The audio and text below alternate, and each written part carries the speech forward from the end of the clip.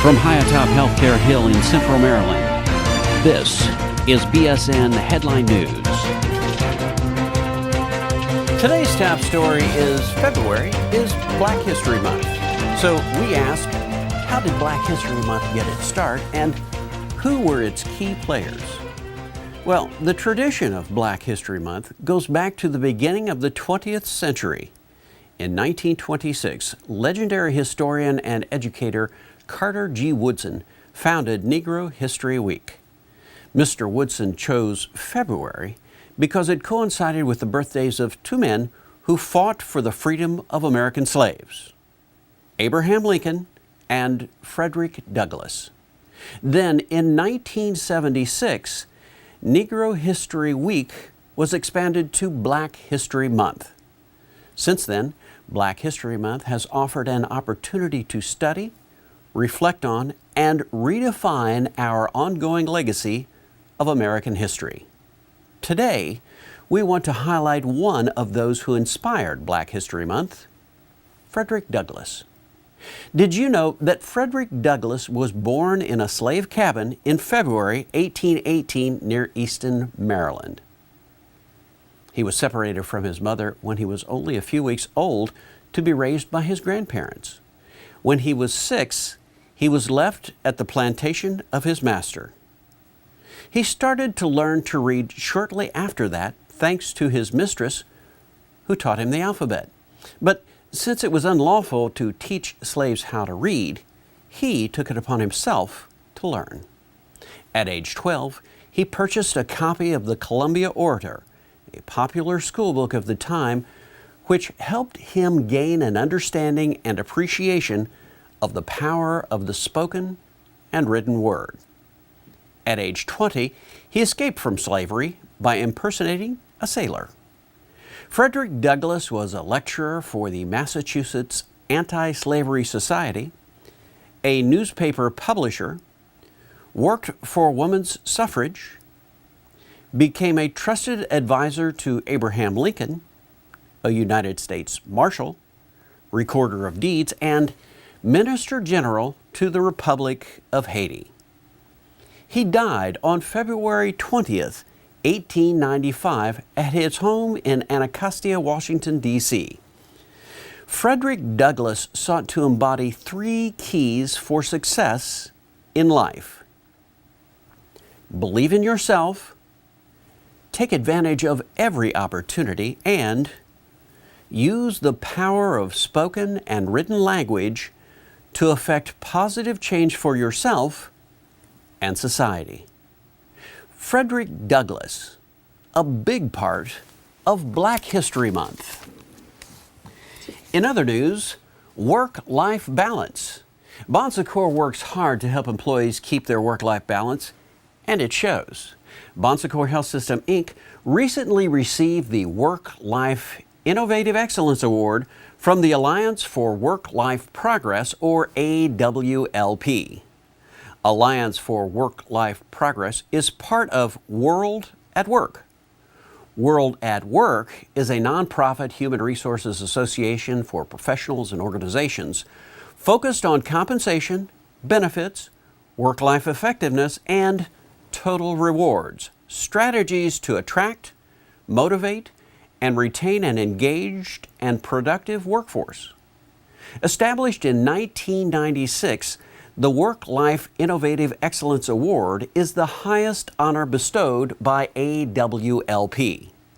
It recognizes organizations that have raised the bar on work-life innovation, and Bon Secours is in good company. The U.S. Department of Agriculture, Banco Santander, TIAA, CREF, and, of course, Bon Secours Health System, Inc., all national and international organizations with programs designed to promote work-life balance. Bon Secours received the award for our Just Wage program.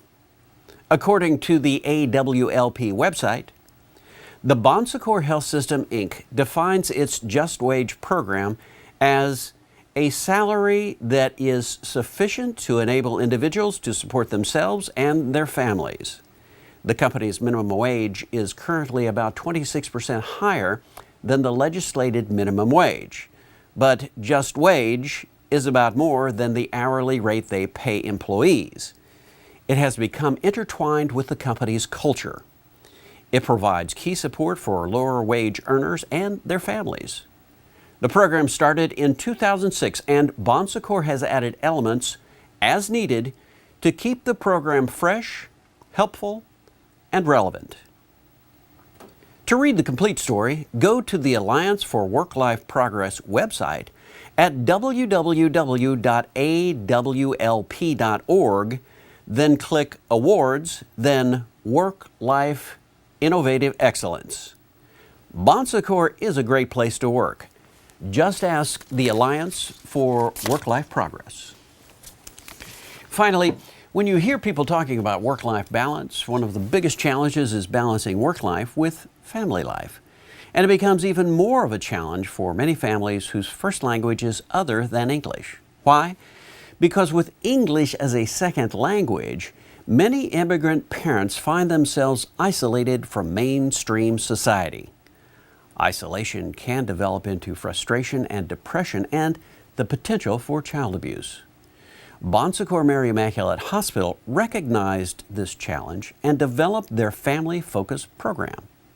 In 1996, when the program was first developed, Bon Secours Mary Immaculate had three main goals in mind: to reduce parent isolation by increasing parent-to-parent support and linking families to valuable community resources, to increase parents' knowledge of childhood behaviors and development through parent education, and to promote positive nurturing parenting practices.